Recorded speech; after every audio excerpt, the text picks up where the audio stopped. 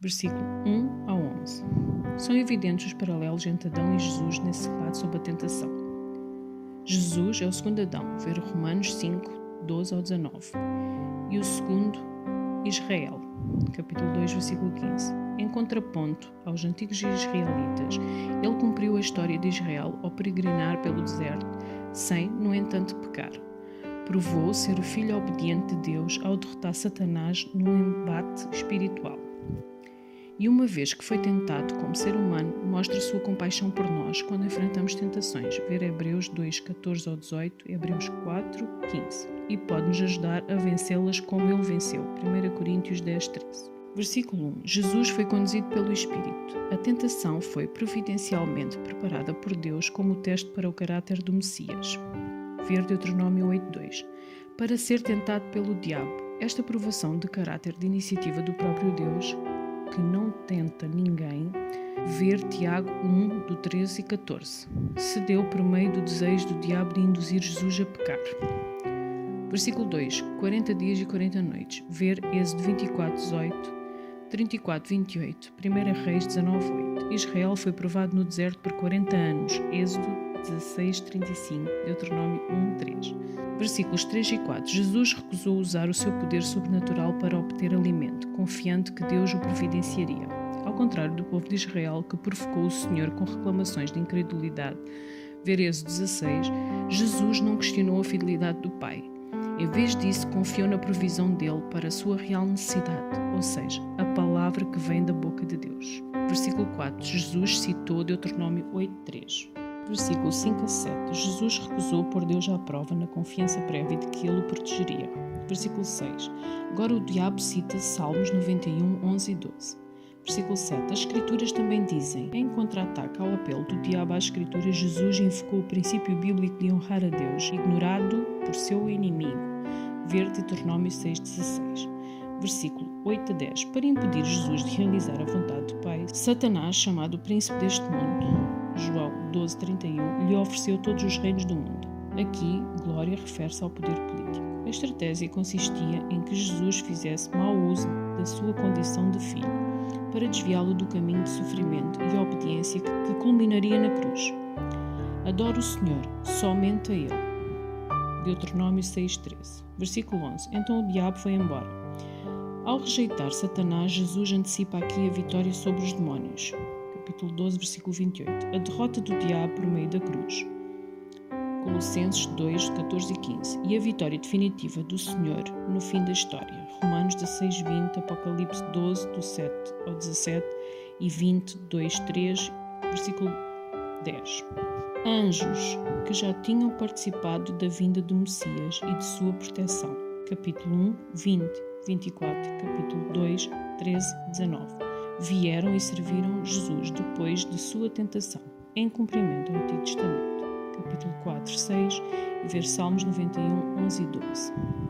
Versículo 12, 11, 1. Depois de ter sido anunciado por João e pelo Pai, capítulo 3, do 13 ao 17, o Messias suportou obedientemente a provação no deserto. Capítulo 4, do 1 ao 11, e estava pronto para o seu ministério. Inicialmente confrontou os israelitas galileus com a mensagem do reino. Versículo 12. João foi preso por Herodes Antipas, ver capítulo 14, do 1 ao 12, de Tarca da Galileia e da Pereia, onde o profeta provavelmente atuava na época. Quando Jesus soube, voltou à Galileia, como ocorreu quando José deixou Nazaré. Capítulo 2, versículo 22 e 23. Uma fuga do perigo também pode ser decorrente da direção providencial de Deus. Capítulo 4, do 14 ao 16. Jesus se retirou a fim de não ser martirizado, antes de concluir sua obra de revelação do reino. Versículo 14. Cafarnaum ficava na Galileia, um distrito visto com reservas pelo sistema religioso na Judeia e em Jerusalém. Ver João 1,46, 7,41, 42 e 52. Muitos judeus consideravam os galileus incultos, incapazes de pronunciar as palavras corretamente. Ver capítulo 26, 73. Um fator que, para alguns, afetava a precisão de seus ensinos. A Galileia também tinha uma população gentia proporcionalmente maior que a da Judeia.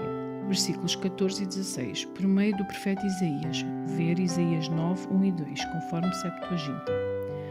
Versículo 17. A mensagem de Jesus focalizava a chegada iminente do reino dos céus e o arrependimento que essa mensagem demandava. Ver capítulo 3, 2, 10, 7. Está próximo, ou é chegado, ou vem em breve. Versículos 18 e 22. O chamado dos primeiros discípulos ilustra um dos propósitos do ministério de Jesus, convidar as pessoas para segui-lo em abnegada obediência.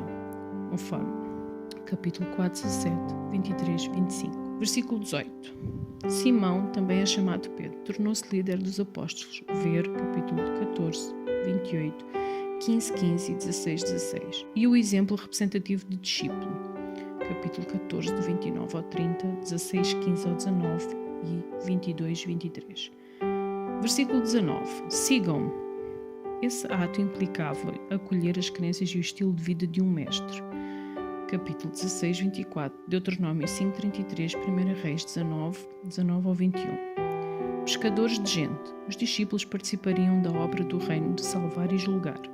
Ver capítulo 10, do 5 ao 15, 13, do 47 ao 51, Ezequiel 29, do 4 e 5, Amós 4, 2. Versículos 20, 22. Deixando para trás o barco e o pai. Tornar-se discípulo de Jesus exigiu dos irmãos custo e compromisso. Ver capítulo 8, do 18 ao 22, 10, 38, 16, 24, 19, 21. Versículos 23 e 25. Esse resumo assinalava o tema central dessa secção do livro. Capítulo 4, 23 ao 9, 38. Ministério e a mensagem do Messias. Nos escritos antigos não havia as divisões em capítulos. Em vez disso, os autores iniciavam e terminavam determinada parte com uma expressão semelhante, chamada inclusio. Ver capítulo 9, versículo 35. Versículo 23.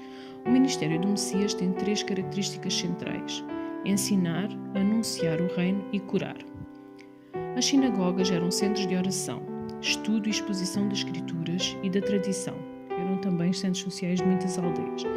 Nelas ficavam evidentes a hipocrisia e a hostilidade dos líderes judeus. Ver capítulo 6, 2 e 5, capítulo 10, 17, 12, do 9 ao 14, 13, 54 e 26, 6 e 34. Anunciar as boas novas significa apresentar a mensagem do reino dos céus.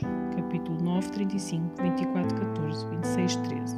Ver também Marcos 1, 1, Romanos 1, 16.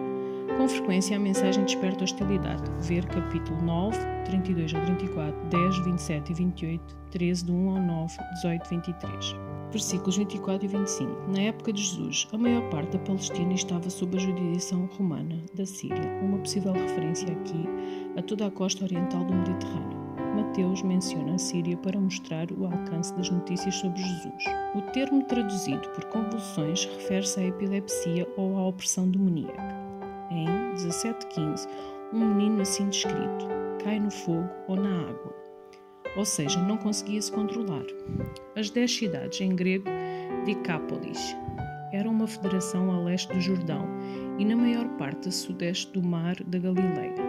Essas cidades, Damasco, Rafana, Ipos, Abila ou Canata, Gadara, Citopólis, Pela, Dion, Gerasa, Filadélfia, Amã, eram predominantemente gentias de cultura helenista.